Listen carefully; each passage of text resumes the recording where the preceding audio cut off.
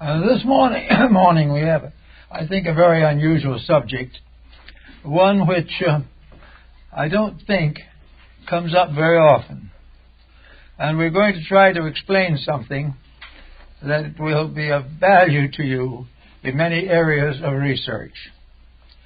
We know in principle that creation is a pattern of vibrations, that everything is moving at certain different rates within one grand rate that includes them all.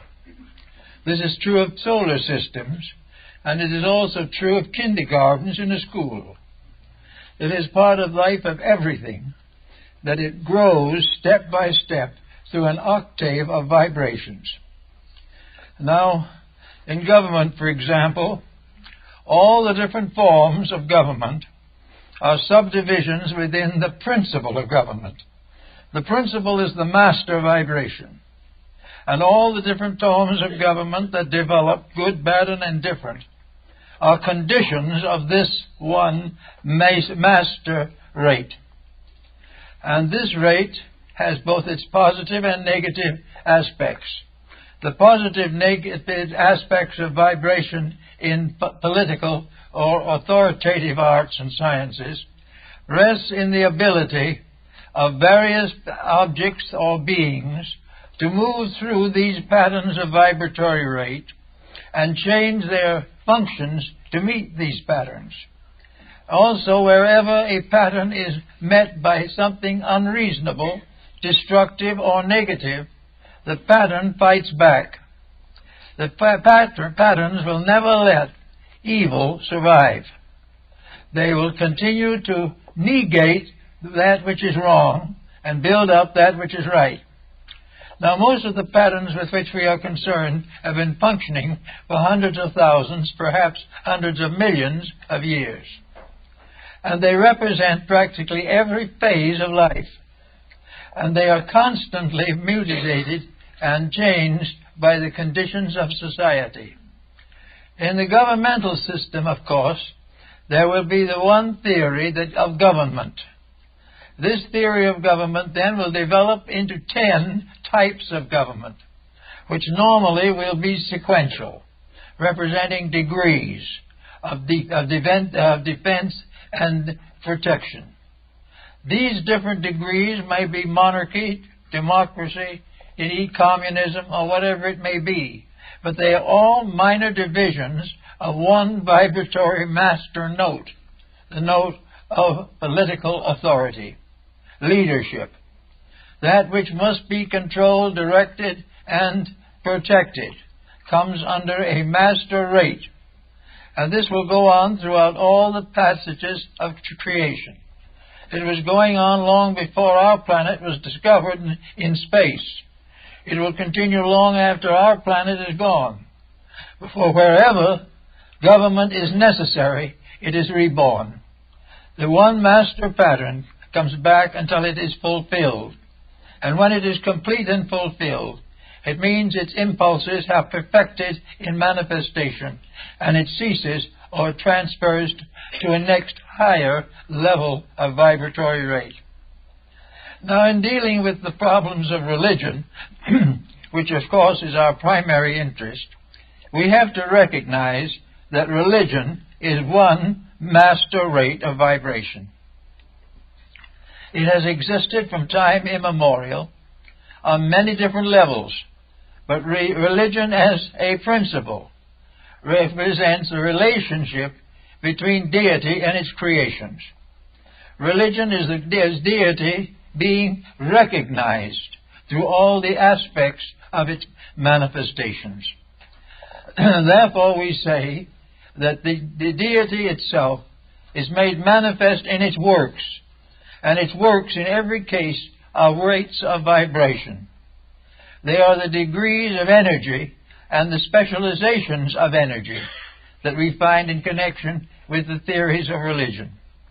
We must therefore expect to find, and do find, 10 major divisions of the religious principle. We find this represented through the religions of the world, those that have come and those that have gone. For the religion is growing up, growing old, and dying, just like any other entity. And when it dies only because it is completed, that there is nothing left that it can add. At that time, the development of humanity passes to another level, and a new power takes over. Whenever a power is complete, a cycle is complete. Wherever an individual, through his religious affiliations, passes from one level of religion to another, this is a time of growth. The religions of the world are a ladder, and the individuals, living things, climb the rungs of this ladder gradually until they have mastered the mysteries of the faith. When they have mastered the whole key to religious manifestation, then religion as such is no longer applicable to them. It is not longer applicable because there is no possible way in which they can infringe upon the integrities of life. So we watch the development of religions, and we realize another interesting point that I think we should always manifest, namely that in all these cycles of vibration there is conflict. Religions are in conflict because of the attitudes of people. The religion itself is never in conflict with another religion. But its followers, having developed sectarian allegiances, become in conflict with all forms other than their own. So we have a great struggle in the world over religion. Religion itself is indivisible. It can never, under any conditions, be violated. But man, in his ignorance of the values of life, is constantly trying to change universal procedure. He is seeking desperately to make a new pattern of life according to his own fancy. And the more he fancies, the worse his pattern gets. It becomes inevitable, for instance, that all these different separate new creeds that spring up by human endeavor must find their place in the pattern of religion. They may be a novelty, they might be something brought back from old time. If they fit in, they go forward with the rest. If an old religion is revived, it is revived because it has been re-stimulated in principles and integrities. It then proceeds as before. And those types of religion which have never been improved gradually fade away. Now we know, for instance, that in our modern religious world, we've had a great deal of pain and sorrow in connection with the religious life of humanity. These tragic episodes have nothing to do with natural law. The pain is due to what the individual does to the law. The law is never vicious. The law never revenges. The law never hurts of itself. But individuals breaking the law hurt themselves. They come into unfortunate relationships with the vibratory rates which constitute integrity. And their own misdeed bring down upon them an adverse reflex from the law. This does not mean that the law is personally accusing them. It means that there are things that are right and things that are wrong. And regardless of what happens, right is rewarded and wrong is punished. Now, punishment is not because of a malicious point of view, nor is it a result of an effort to dominate religions by some new faith or by strengthening an older one. There is no competition in religion, really, because all of them are parts of a sequence of 10 qualifications within a great octave of energy. All religions are compatible, and anything that is not compatible, simply because it isn't part of the religious pattern, it gradually fades away. Everywhere we look, we see, therefore, the effort to grow religiously. Now we are beginning to see it again after quite a time. We remember the growth of religions as they developed within the memories of ancient times. Remember the wonderful centuries between 500 BC and about 500 AD. there was a great birth time of religious beliefs. Things are slowed down somewhat now, and we are beginning to have grave doubts and reservations concerning some of our beliefs. If these beliefs do not work, they are not part of the pattern. If they are irreconcilable with integrity, they are not part of the pattern. Now, in the case of religion, the selfish, self-willed, arrogant individual believes the answer to his problem may be to drop religion entirely, to give up the problems of faith and do as he pleases. Well, he can do that, but he cannot escape the fact that he lives in a universe that is oriented to religion, regardless of what he thinks about it. And almost all the things that interest him in his atheism have some relation to religious values. Honesty, honor, integrity. All of these things are part of moral life. They are part of the great octave which we call religion. Any one of them being violated brings with it a certain inevitable consequence. This consequence is not a revenge on the part of the law. It is not a punishment by a being or by an intelligence against the person who has violated principles. It is simply that the breaking of a rule cuts off the value of that rule and leaves the individual in need of certain things which are brought only by that rule. Therefore, we must be rather careful in regarding any religion as superficial. Now, in religious life, we have a series of 10 degrees, from the highest to the lowest. The highest, of course, would be perfect religion. Religion in which there is no conflict or contradiction. Religion on that level means totally and completely in conformity with truth. And in that conformity, the individual, regardless of the level of his intellect, has no conflict with any belief, any integrity that other people may have. He will have the capacity to accept the search for reality and be very grateful for those who advance along that path.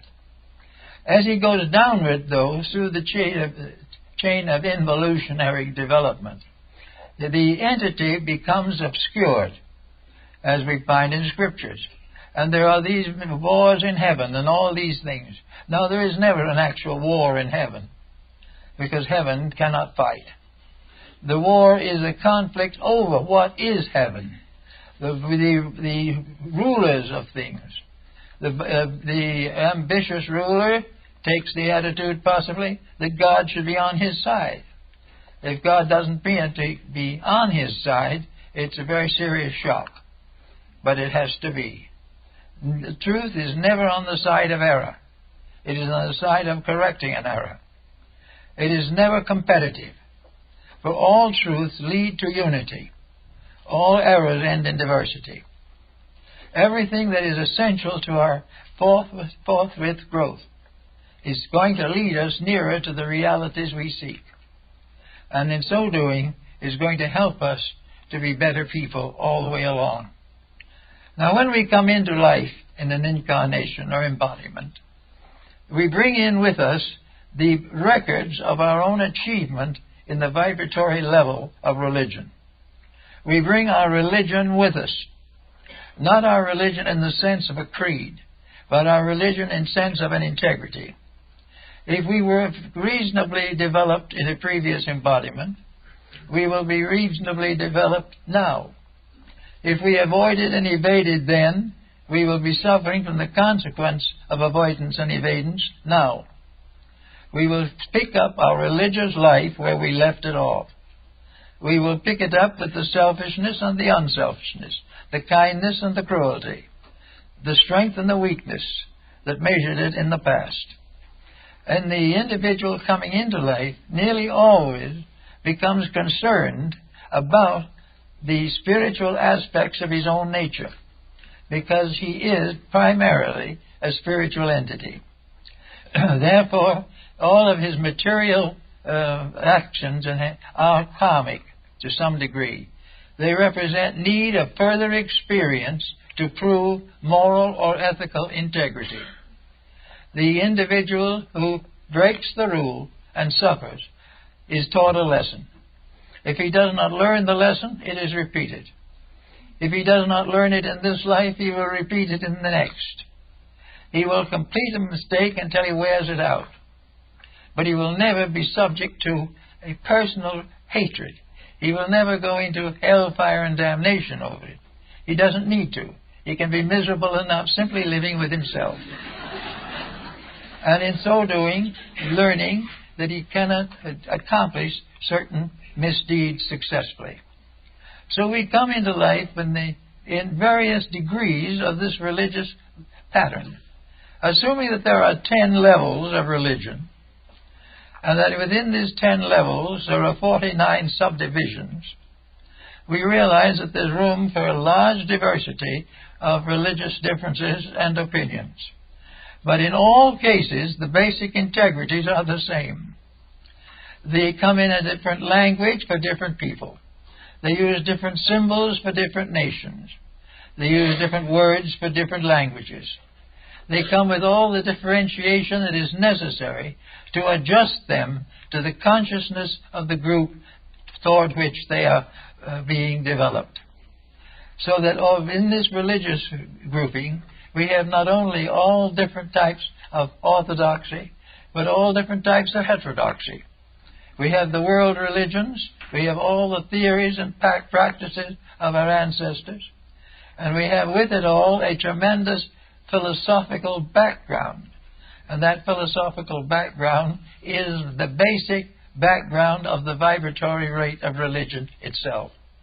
There is only one basic religion, never has been but one, and never can be but one, because it is a ray of the infinite. And the infinite only has one ray for that, and never wears it out. The individuals living or developing within these patterns wear out their rebellions and come finally to peace with the law itself. When we come at peace with the universal law, political, social, economic, industrial, educational, that law no longer becomes a frightening thing. We are no longer afraid of the values that we have learned to accept. We also have become aware that in the pattern of values there is always a space for promotion. When we think we have everything we need and we are just so proud of ourselves we can hardly bear it, something goes wrong and we suddenly discover that we have to go on and do some more. And we have to keep on growing through this pattern of religion until we have completed the 49 levels which go from absolute negation to absolute fullness. The negation, however, is not the presence of evil. The negation is only the absence of the active participation of the universal law in the habits and practices of humanity. So we are very much concerned then in trying to understand some of the problems we have today. We have now a proof of many things. Statesmanship, government, is a unit. It is a vibratory keynote. A government is part of a marvelous cell, or we'll say a unit of power. The government is part of one great vibratory rate, and it extends all the way from the perfect inconceivable of government to the lowest possible local political situation. And all these things are harmonious. Now, when we try to adjust to them, we come into problems. The individual trying to take a law of progress in government and kind of tip it a little bit to his own advantage, breaking a little of the ethics in order to advance his own purposes, immediately he is in trouble. There is no possible way for him to avoid the trouble, because when you're walking with the law, there's no other direction you can walk without pain. So then the mistake that has been made is caught up with and the individual has to change. Now a nation may go against the law. Nations have been doing that pretty steadily here in the last 50 years. They've all been out for the dollar and for power, and we watch them. One by one, they get into more and more trouble. They get into a trouble that will continue as long as they break the rules. Now, a lot of people would think, I would say under those conditions, that these nations that are in trouble are being punished by the law. They are not. They are punished by their own attitude toward the law.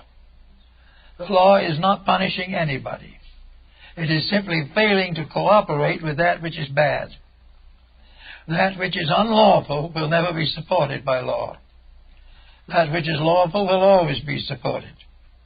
And if for one reason or another the support is delayed, it will come in due time.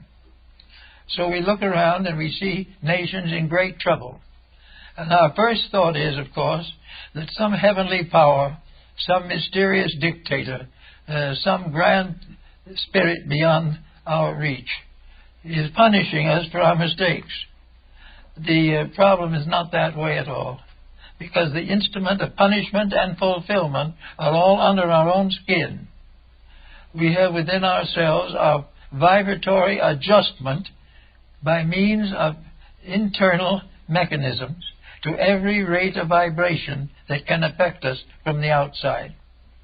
We are constantly under the domination of a certainty that if we go along and do as we should, we will have no serious troubles. And when we start looking and we say, oh, this poor man was terribly punished for something that is not his own fault, then it's time to give another look. Because if we do and we search deep enough, we will find that each individual is receiving his just desert, not from the law, but from the loss in himself of the benefits and advantages that come to those who obey the law. So we have in our religious mystery today, we have many religions fighting for peace. We have many religions striving desperately to dominate each other.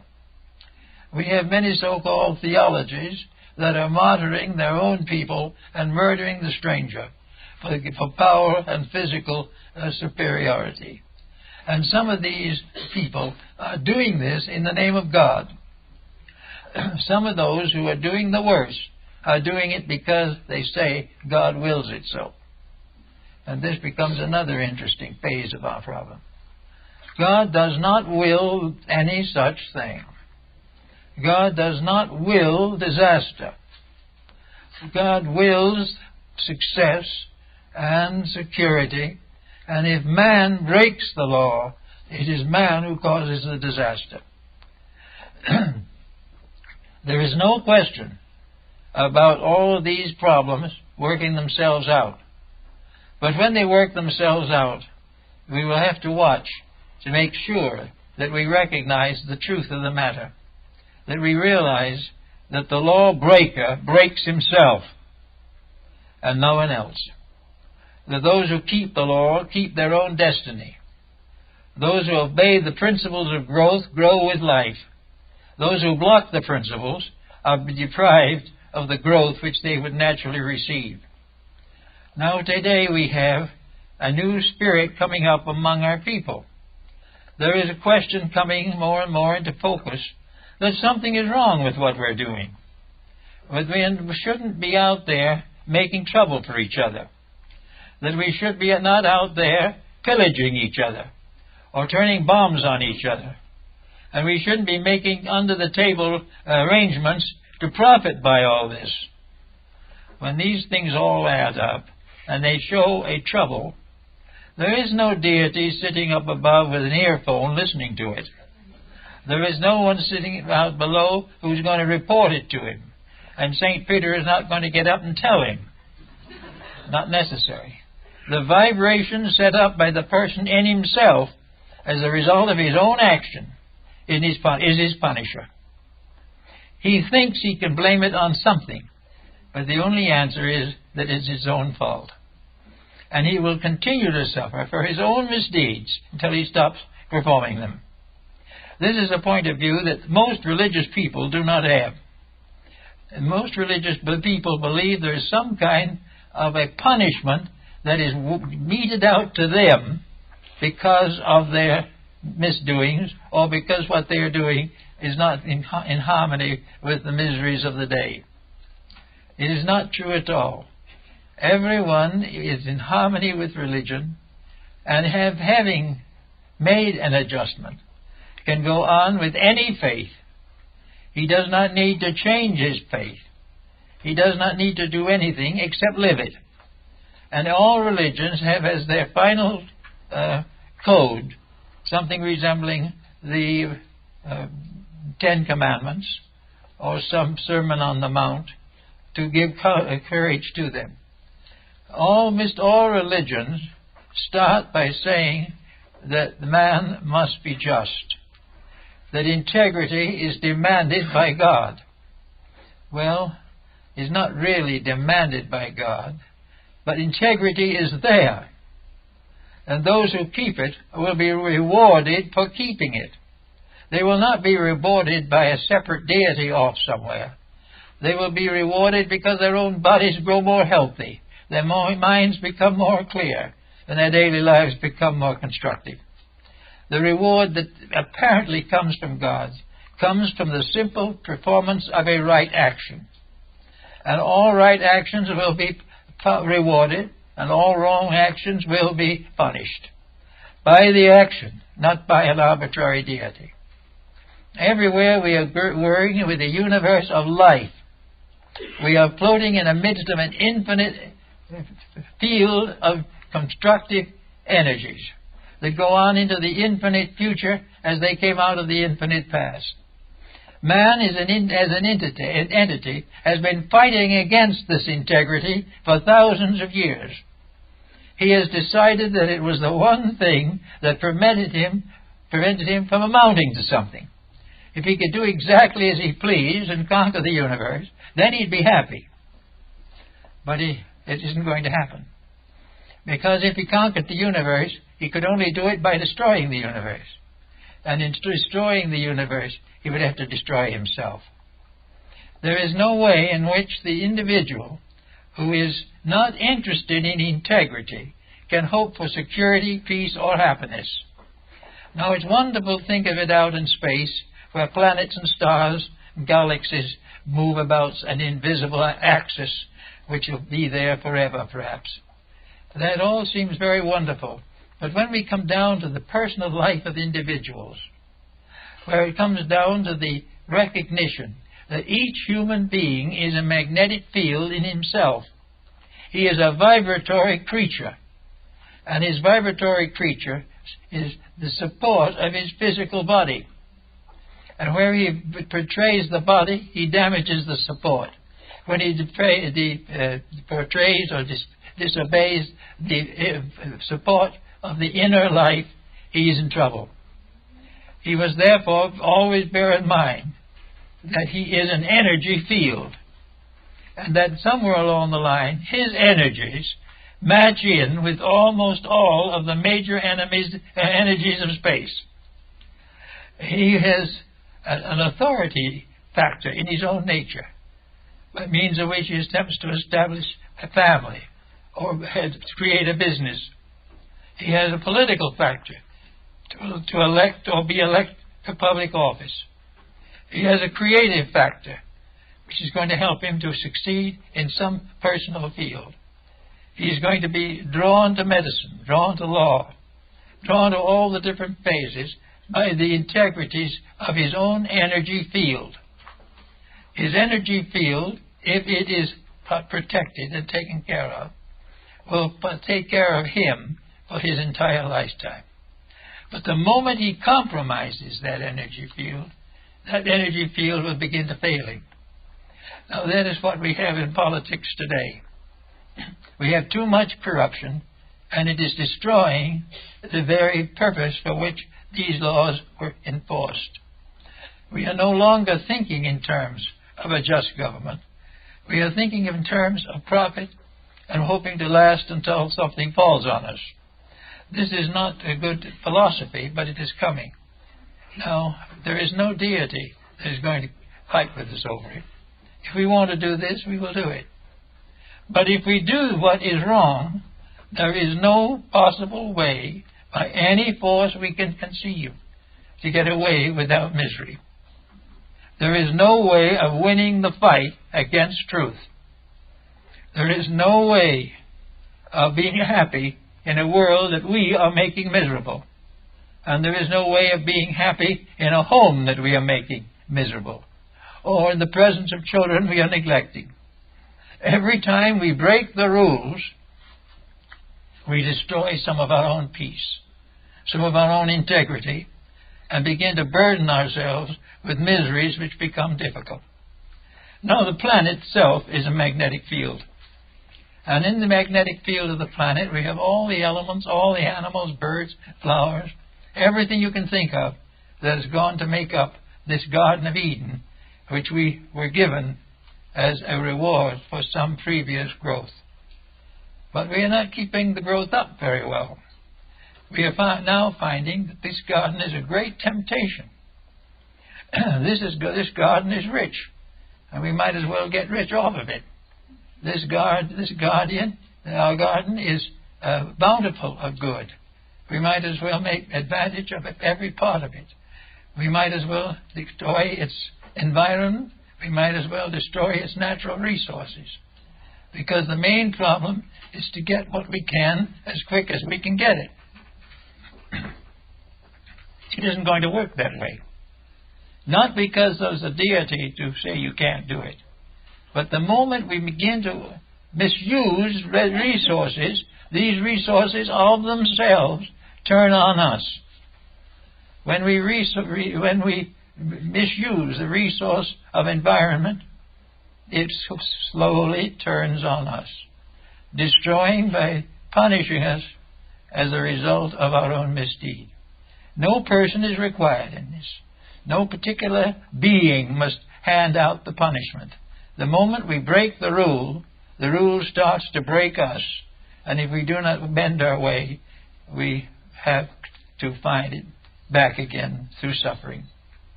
So we have now a new century coming up here in the few years.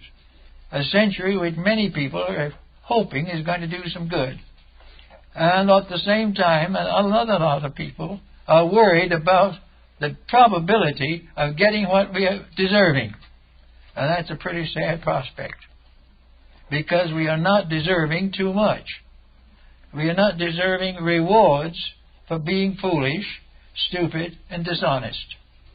We are not becoming successful because we are exploiting the universe that we inhabit. This marvelous compound cell that we call the planet or the solar system.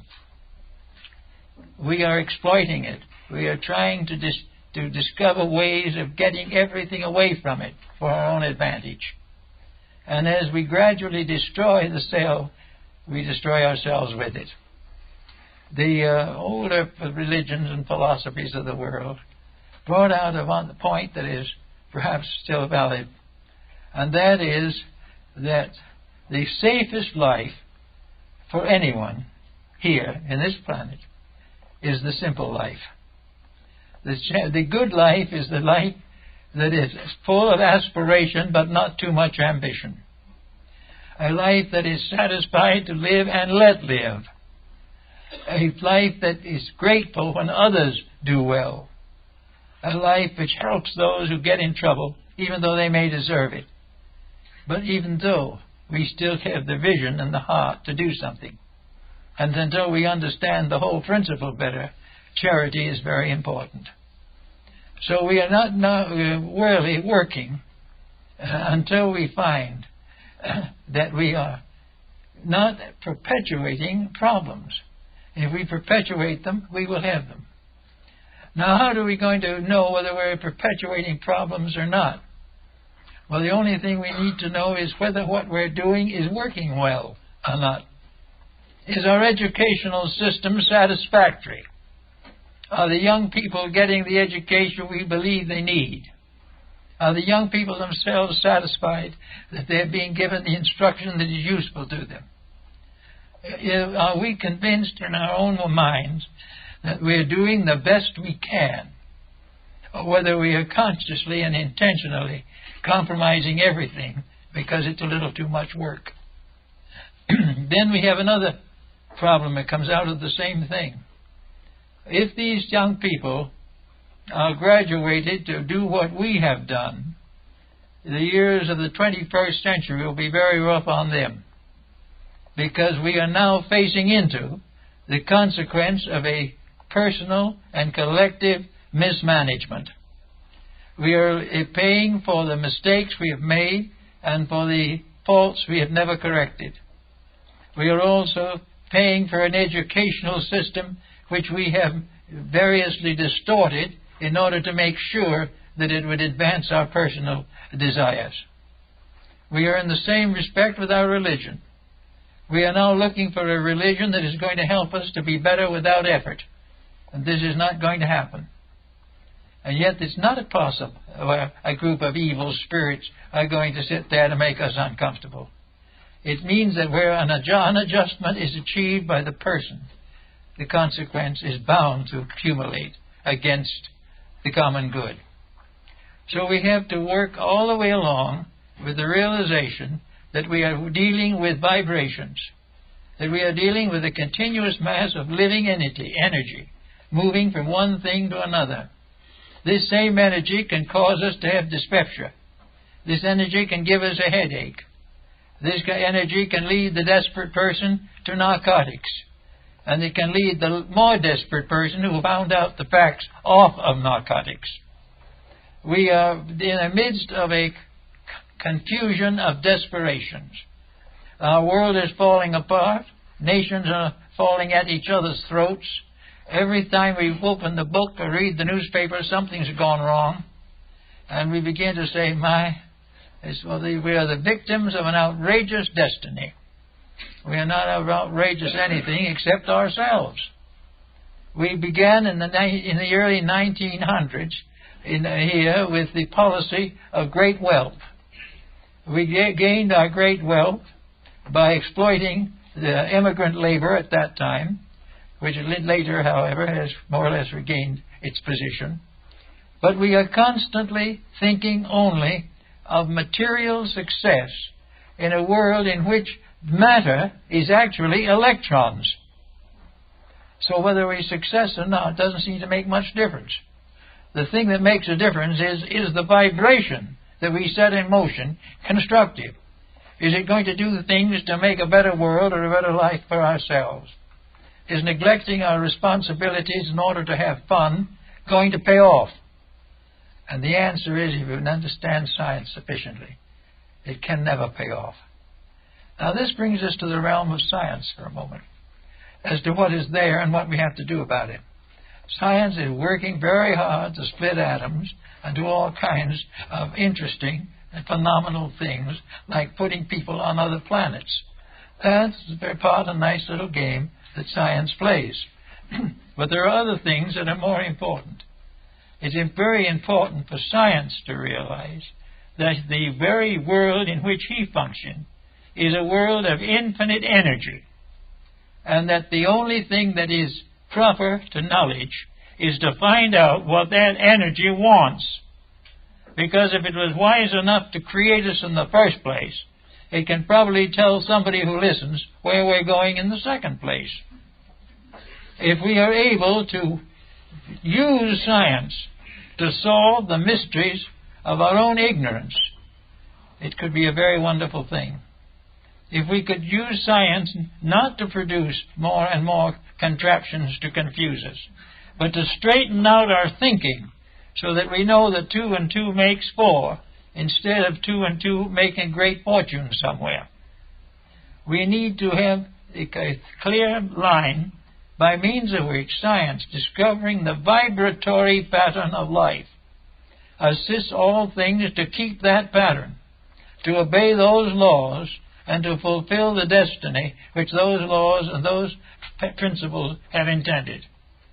There is no doubt in the world that the universe wants to have a happy existence. It wants to fulfill itself. It wants to have the success that comes with achieving what is necessary for security and peace. It wants us to learn to grow without suffering, learn to keep our tempers without being frustrated, learn to face the mature experiences of living without being subjected to neurotic. The nature wants us to recognize that we grow because it is the law of existence. And if we grow happily, we are happy. If we grow fighting every step of the way, we are unhappy. If we have to decide between natural growth and television, we must learn to select natural growth. Television at the present time couldn't be much worse. They say it can be, we're just waiting.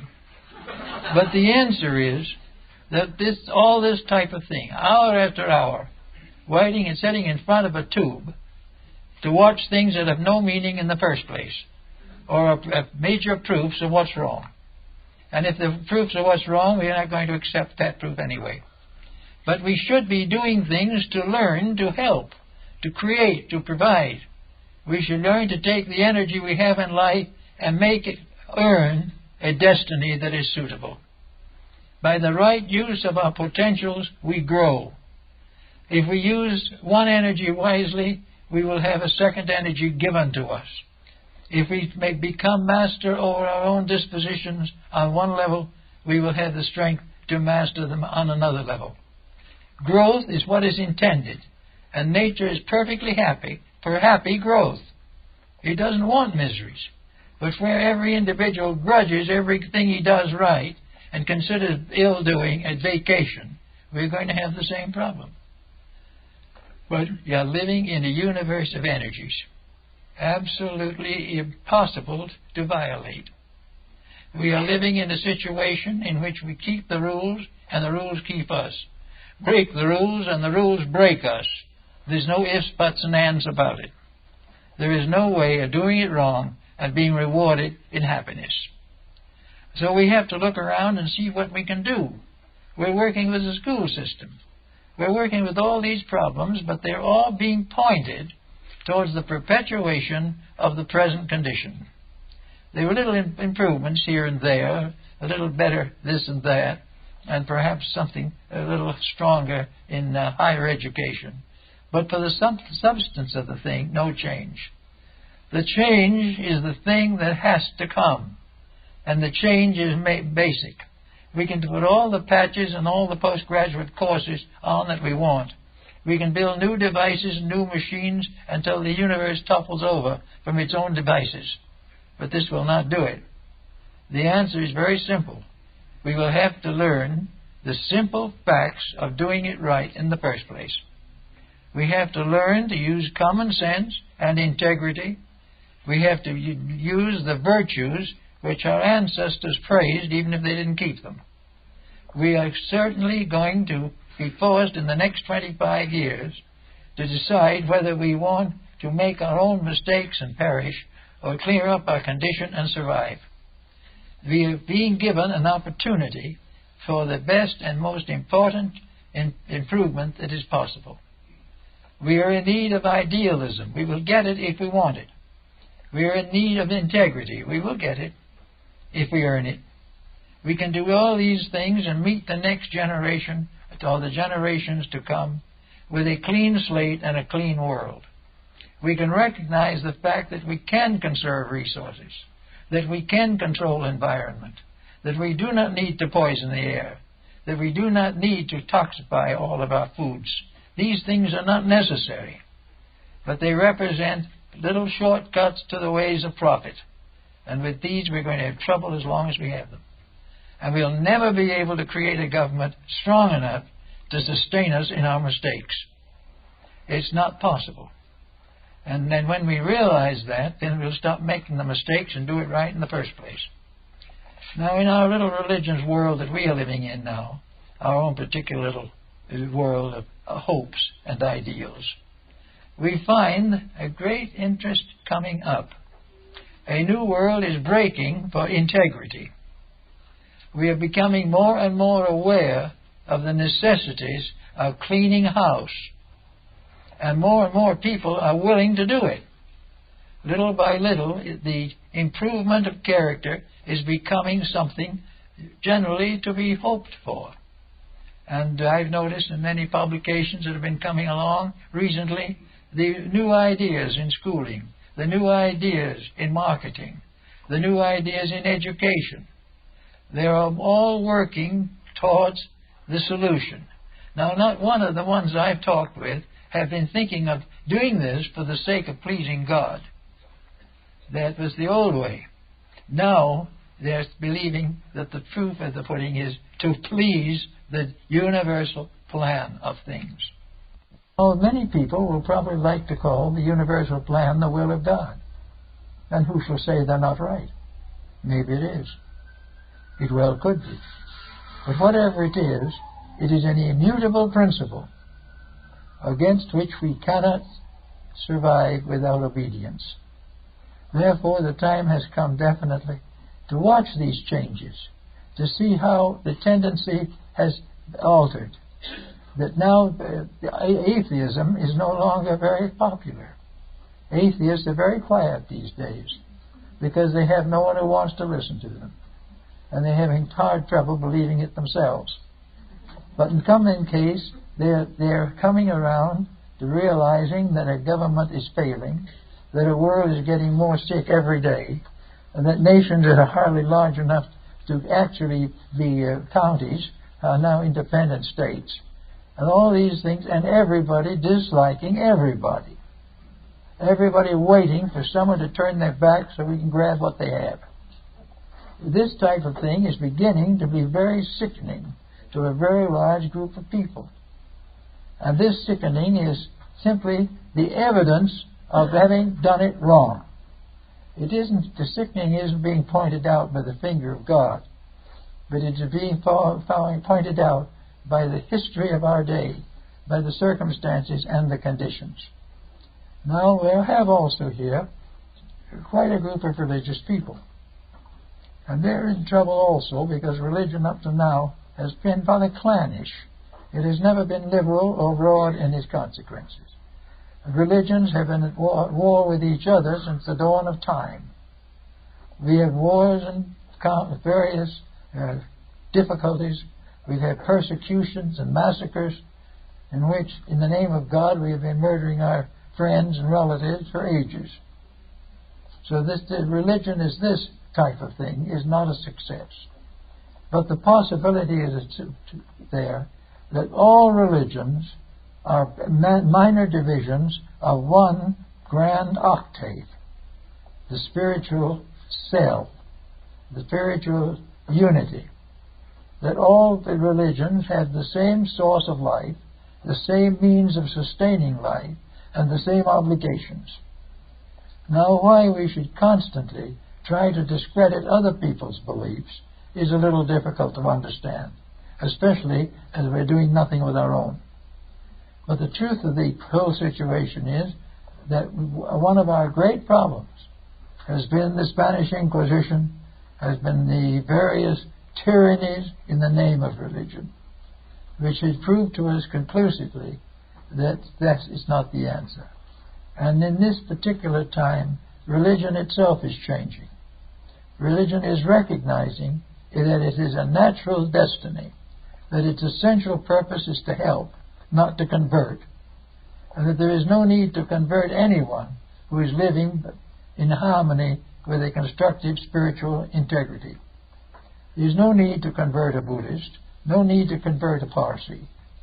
The only need to convert ourselves when we claim to be something and don't live it, where we refuse and deny the problems of our own daily integrities. In those areas we need to get some assistance.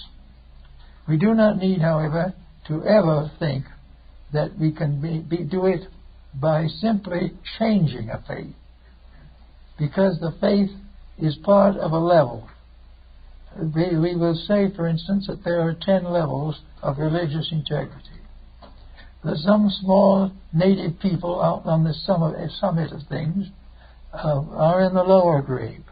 They have their witch doctors and their various seers and chieftains, and they live a very simple life. Their whole philosophy was, as it was with the wandering tribes of American Indians, be friendly, trust your visitor, and help whenever there is trouble. This was enough. So we go on up over through all these different levels of religion. We find the glories of Buddhism, the wonderful ideals and hopes of Zoroastrian philosophy. We learn the wisdom of the Greeks, the wisdom of the Latins.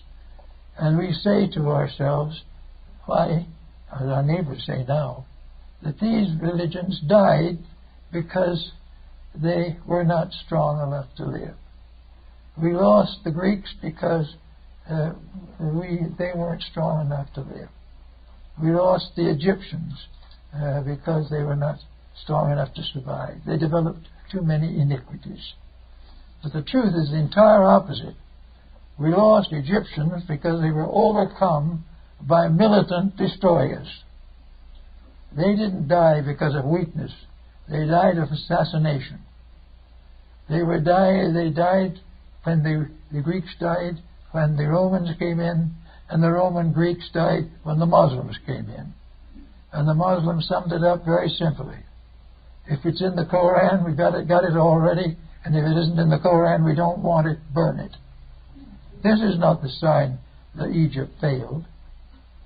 It was a proof of inability of a single unit to survive the pressures of the rest. We do the same thing in our Christian life. The wars of Christianity, the Crusades, one after another, the Child Crusades, in which thousands of infants went out and died in the desert.